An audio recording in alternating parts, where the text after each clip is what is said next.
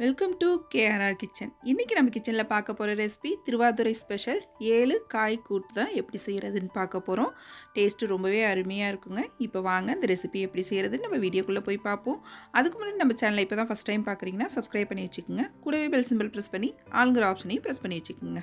அப்போ தான் நான் போடுற வீடியோஸ் எல்லாம் உங்களுக்கு தொடர்ந்து நோட்டிஃபிகேஷனில் ஒன்றுக்கு ஒன்றே கிடச்சிக்கிட்டு இருக்கும். இப்போ வாங்க இந்த 7 கறிக்காய் கூட்டு எப்படி செய்கிறதுன்னு பார்க்கலாம்.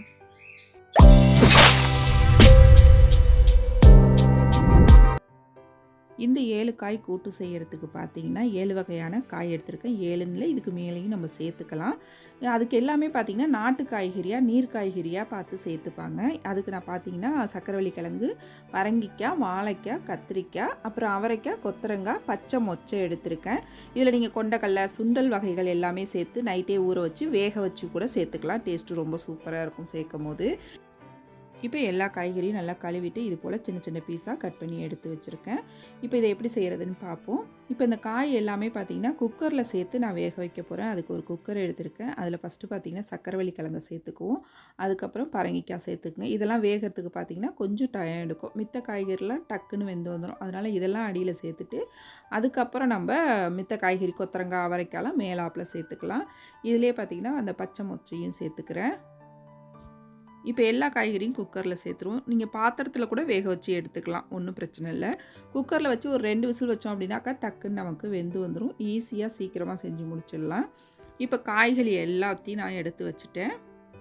இதில் பார்த்திங்கன்னா சொரைக்காய், புடலங்காய், அப்புறம் வெண்டிக்காய், இது போல் நாட்டு காய்கறி எல்லாமே சேர்த்துக்கலாம். எது எது கிடைக்குதோ அது எல்லாமே நம்ம சேர்த்துக்கலாம். இன்றைக்கி நான் இந்த காய்கறி மட்டும்தான் சேர்த்துருக்கேன். இதில் ஒரு 1/2 டீஸ்பூன் அளவுக்கு மஞ்சள் தூள் சேர்த்துக்குங்க. அப்புறம் இந்த காய்க்கு தேவையான அளவு உப்பும் சேர்த்துக்குவோம்.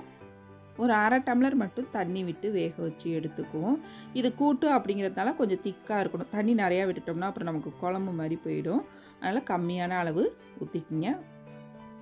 இப்போ லைட்டாக ஒரு தடவை கலந்து விட்டுக்குங்க. கலந்து விட்டுட்டு குக்கர் மூடி போட்டு ஹை ஃப்ளேமில் 2 விசில் வச்சிங்கன்னா போதும். எல்லா வெஜிடபிளும் நல்லா வெந்து வந்துடும். இப்போ இதை நல்லா வேக வச்சு எடுத்துக்கிறேன். குக்கர் மூடி போட்டு ஒரு 2 விசில் வச்சு வேக வச்சு எடுத்துக்கிறேன். இப்போ இந்த காய் வெந்திட்டு இருக்கும் போதே நம்ம இதுக்கு ஒரு பவுடர் ரெடி பண்ணணும், பொடி. அதை நம்ம ரெடி பண்ணி எடுத்துக்கலாம். இப்போ இது நல்லா வேகட்டும். இப்போ மசாலா ஜாமான் வறுக்கிறதுக்கு அடுப்பில் ஒரு கடாய் வச்சுருக்கேன். அதில் 1 டீஸ்பூன் அளவுக்கு எள்ளு சேர்த்துக்கிறேன். எள்ளை நல்லா பொரிய விட்டு வறுத்து எடுத்துக்குவோம். நல்லா எள்ளு பொரிஞ்சு இந்த அளவுக்கு நிறம் மாறி வரணும். அதுக்கப்புறம் தான் நம்ம எடுத்துக்கணும். இது ஒரு பிளேட்டுக்கு மாற்றி வச்சுக்கிறேன். திரும்பவும் அதே கடாயில் பார்த்திங்கன்னா 1 டீஸ்பூன் அளவுக்கு பச்சரிசி சேர்த்துக்கிறேன். இதையும் நல்லா பொரியிற அளவுக்கு வெள்ளையாக வறுத்து எடுத்துக்குவோம். ரொம்ப செவக்க விட்டுறாதீங்க. அப்படி பொரிஞ்சு நல்லா வெள்ளையாகவே இருக்கும். அந்த ஸ்டேஜில் இறக்கிக்கலாம். இப்போ இது ஒரு பிளேட்டுக்கு மாற்றிட்டு இதில் ஒரு 2 டீஸ்பூன் அளவுக்கு எண்ணெய் சேர்த்துக்குங்க. எண்ணெய் சேர்த்ததுக்கப்புறம் இதில் ஒரு சின்ன கட்டி பெருங்காயம் சேர்த்து வறுத்து எடுத்து வச்சுக்குவோம். உங்கள்கிட்ட கட்டி பெருங்காயம் இல்லை அப்படின்னா நம்ம தாளிக்கிறப்ப பெருங்காயத்தூள் கூட சேர்த்துக்கலாம். இப்போ இதை நல்லா பொரித்து எடுத்து வச்சுக்கிறேன். இதையும் அதே பிளேட்டுக்கு மாற்றி வச்சுக்கிறேன். திரும்பவும் அதே எண்ணெயில் பார்த்திங்கன்னா ஒரு 2 டீஸ்பூன் அளவுக்கு மல்லி, 1 டீஸ்பூன் கடலைப்பருப்பு, 1 டீஸ்பூன் அளவுக்கு துவரம்பருப்பு,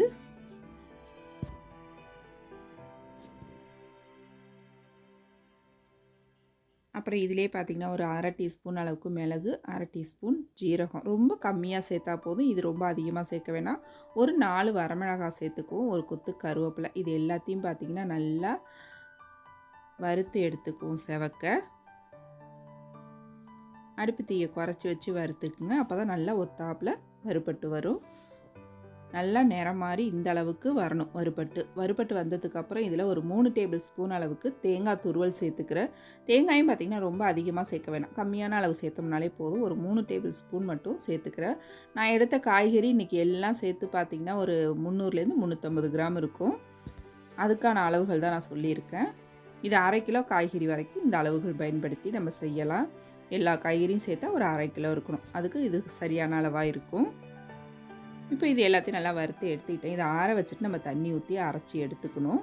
இப்போ பாருங்கள், நம்ம வேக வச்ச காயும் நல்லா வெந்து வந்துடுச்சு பாருங்கள் எல்லாமே. இப்போ அடுப்பை ஆன் பண்ணிவிட்டு ஒரு சின்ன நெல்லிக்காய் சைஸ் புளி கரைச்சி வச்சுருக்கேன். அதை இதில் சேர்த்துக்கிறேன். ரொம்ப கொஞ்சமாக புளி ஊற்றுங்க, அதிகமாக ஊற்றிட வேணாம். சின்ன நெல்லிக்காய் சைஸ் எடுத்து கரைச்சோம்னாலே போதும். இப்போ இந்த புளி தண்ணியை வடிகட்டிட்டு சேர்த்துக்கிறேன். நல்லா கலந்து விட்டு இது ஒரு கொதி வரட்டும். அதுக்கப்புறம் நம்ம வறுத்து வச்சுருக்க பொருள்லாம் அரைச்சிட்டு இதில் சேர்த்துக்குவோம்.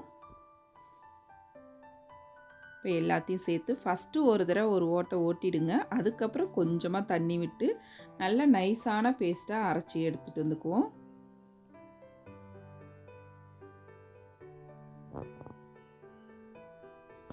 இப்போ அரைச்சி எடுத்துகிட்டு வந்த விழுதை நம்ம இந்த கூட்டில் சேர்த்துக்குவோம். சேர்த்து கொஞ்சமாக தண்ணி கலந்து சேர்த்துக்குங்க. அதிகமான அளவு தண்ணி சேர்த்துடக்கூடாது. கொஞ்சம் திக்காக இருந்தால் தான் இந்த கூட்டு டேஸ்ட்டு நல்லாயிருக்கும். இப்போ நல்லா இதை ஒரு தடவை ஒத்தாப்பில் கலந்து விட்டுக்குவோம். நல்லா கலந்து விட்டு ஒரு 3 நிமிஷம் கொதிக்க வச்சாலே போதும். நம்ம பருப்பு எல்லாம் சேர்த்துருக்கிறதுனால நல்லா திக்காகி வந்துடும். கடைசியாக அதில் கொஞ்சமாக கொத்தமல்லி தழை தூவிப்போம். தூவி கலந்து விட்டு ஒரு 3 நிமிஷத்துக்கு மட்டும் கொதிக்க வச்சு எடுத்தோம்னா நம்மளோட 7 காய் கூட்டு ரொம்ப அருமையாக ரெடி ஆகிடுங்க. கடைசியாக இதுக்கு ஒரு சின்ன தாளிப்பு, அதாவது 1 டீஸ்பூன் எண்ணெய் விட்டுக்குங்க தாளிப்பு கரண்டியில். இந்த தாளிப்பை நீங்கள் நெய்யில் கூட தாளித்து கொட்டிக்கலாம், அதுவும் டேஸ்ட்டு நல்லாயிருக்கும். ஒரு 2 டீஸ்பூன் அளவுக்கு எண்ணெய் சேர்த்துருக்கேன். இதில் கடுகு உளுந்து சேர்த்துக்குவோம். ஒரு 1/2 டீஸ்பூன் கடுகு, 1/2 டீஸ்பூன் உளுந்து சேர்த்து நல்லா பொரிய விட்டுக்குங்க. நல்லா பொரிஞ்சதுக்கப்புறம் 2 வரமிளகாய் கிள்ளிட்டு சேர்த்துக்கிறேன். ஒரு கொத்து கருவேப்பிலை சேர்த்துக்கிறேன். இந்த ஸ்டேஜில் நீங்கள் பெருங்காயத்தூள் சேர்த்துக்கலாம். கட்டி பெருங்காயம் இல்லை அப்படின்னாக்கா பெருங்காயத்தூள் சேர்த்து தாளிச்சிக்கலாம். இப்போ இந்த தாளிப்பை நம்ம கூட்டில் சேர்த்துற வேண்டியதான். கூட்டில் சேர்த்து நல்லா ஒரு தடவை கலந்து விட்டுட்டிங்க அப்படின்னா சூப்பராக அருமையான நம்மளோட 7 காய் கூட்டு ரெடி ஆகிடுச்சிங்க. இது வந்து திருவாதிரை களிக்கு மட்டும் இல்லைங்க, நம்ம பொங்கல் அன்னைக்கு கூட செய்யலாம். அந்த வெண்பொங்கல் கூட சாப்பிட்றப்ப டேஸ்ட்டு ரொம்ப அருமையாக இருக்கும். நீங்களும் இந்த கறி கூட்டை செஞ்சு பாருங்கள். செஞ்சு பார்த்துட்டு எப்படி இருக்குன்னு எனக்கு கமெண்ட் பண்ணுங்கள். என்னோட இந்த ரெசிபி பிடிச்சிருந்ததுன்னா லைக் பண்ணுங்கள், ஷேர் பண்ணுங்கள். மறக்காமல் நம்ம கேஆர்ஆர் கிச்சனை சப்ஸ்கிரைப் பண்ணி வச்சுக்கோங்க. நாளைக்கு வேறொரு ரெசிபியோடு சந்திப்போம். தேங்க்ஸ் ஃபார் வாட்சிங்.